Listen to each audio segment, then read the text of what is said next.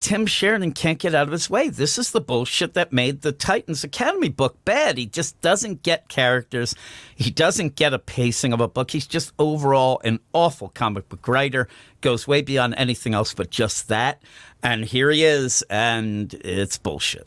It's bad. That right there was our good friend Jim from Weird Science summing up his thoughts on Alan Scott, the Green Lantern, issue number 4, Tim Sheridan, Cian Tormey. We had a great time discussing that on the Patreon, on the Hot or Not podcast, exclusive to Patreon. At the end, I was like, man, I think I should be reviewing this on the channel because I do have some very distinct feelings on this. But I was like, I've already reviewed the first 3 issues. The series isn't that important. But there was this awesome article from Screenrant from writer Kate O'Donohoe talking about how Alan Scott, the Green Lantern, was like the greatest love story ever told, or one of the greatest love stories ever told in Green Lantern or comics history. I don't remember which one. But it was so divergent from Jim and I's takeaway, specifically from issue number 4, that I thought it was hilarious. So we're going to burn this shit down. We are definitely going to be making fun of Kate O'Donohoe and anybody else who has this opinion. What's funny is we recorded this before that article ever came out, but I think we actually covered all the stuff that they said was great and why we thought it was terrible, and I can't imagine anything being more fun. So I'm going to go through it paragraph by paragraph, and then I'm going to present what Jim and I had to say about it with our summation of Alan Scott, the Green Lantern number 4, another installment of an absolute train wreck from DC Comics, and another reminder that DC Comics has a long way to go before they can right the ship. The article starts out, DC's Golden Age Green Lantern is in the middle of a love story that should remind readers just why romance is an essential part of superhero storytelling, with a revamped origin story and a lover-turned-enemy in Red Lantern. Alan Scott has never been a more compelling character. Jim and I just happen to disagree with that assessment. I don't get it. It's, first off, the first 15 pages are a conversation that literally comes out of nowhere. It never actually starts. It's just boring as shit, right? Johnny Lad guy explaining his entire fucking life, and his real name is Vlad. Vlad.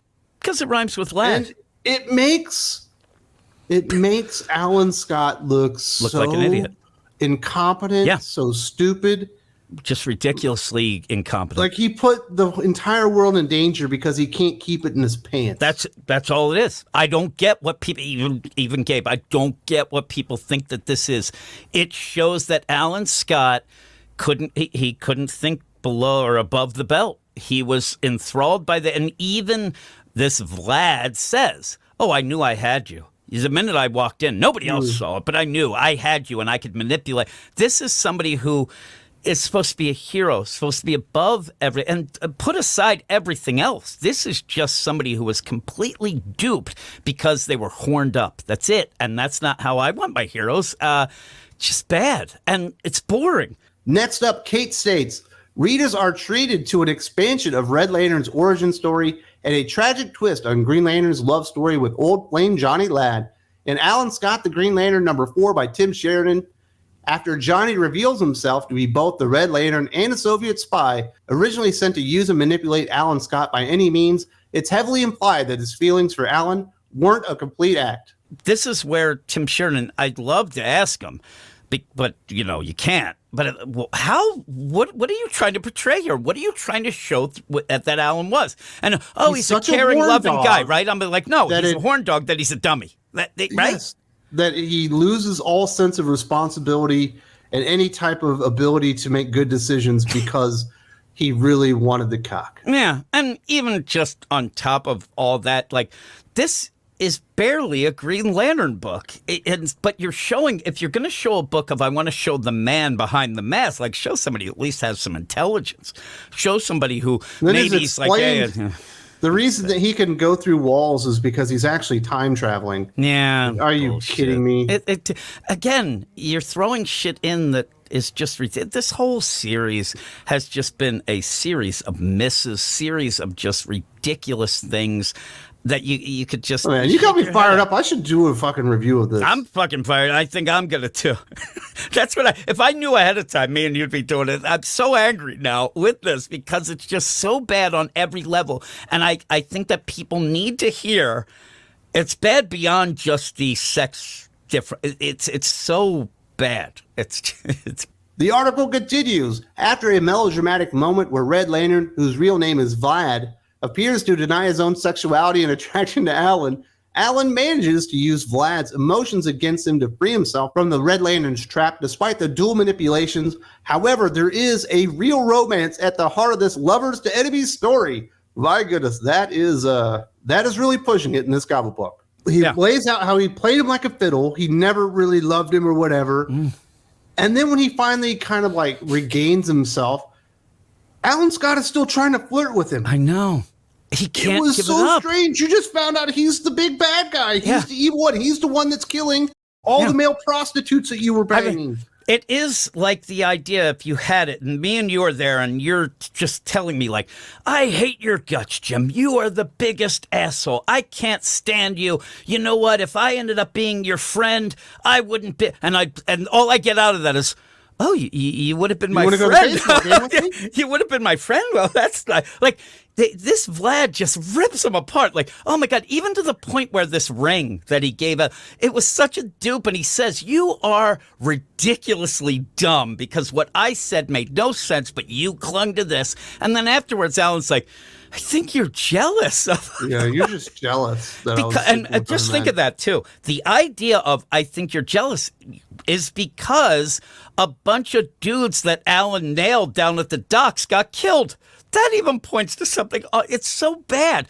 And then you get this, I don't think you wanted to kill them.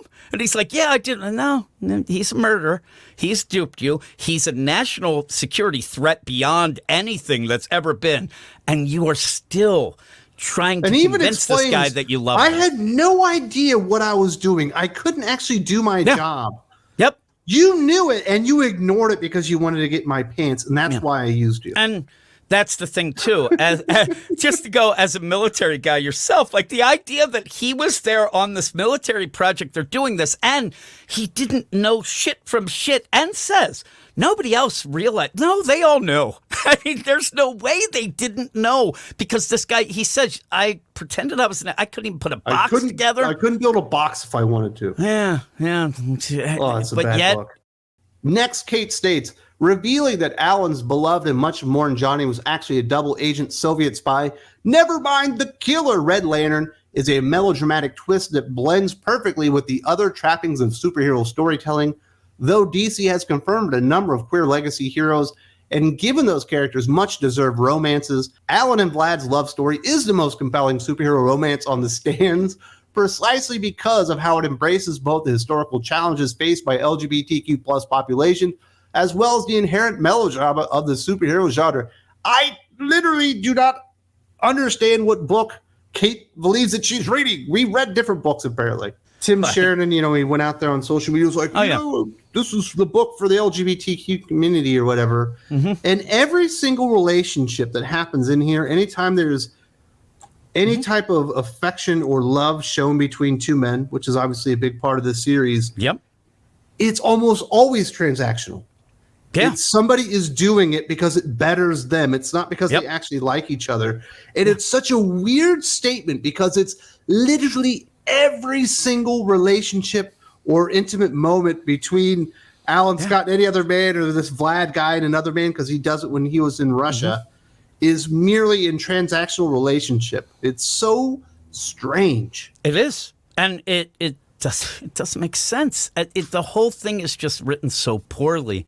Finally, the pacing of this issue not only ramps up the tension between a captive superhero and his sworn enemy, it also emphasizes the kind of, there's no other word for it, yearning that fans of the romance genre come to expect in tragic love stories like this one. Despite decades of subtext between a number of heroes and villains, the lovers to enemies trope is underutilized in superhero comics, but Alan Scott, the Green Lantern, embraces the bittersweet angst that comes with loving someone on the other side of a moral, ethical, and national border. It's awfully paced. The dialogue, like you said, this conversation just goes on and on. It comes out of nowhere. It's to give you this background of Vlad. Oh, look at him. He's, from here. He explains his entire life story while Green Lantern's on the floor, apparently. We find out that 15 pages in. And when you're doing this, if you get the Crimson Flame and you get the time period, we get it. We kind of get, but it's like he has to explain how awful Alan is by going through that. And that's where I think that a lot of times, and I say this now, a lot of people are never going to read this. The minute it's, oh my God, Alan Scott's gay, I'm out. And that's their prerogative. Whatever.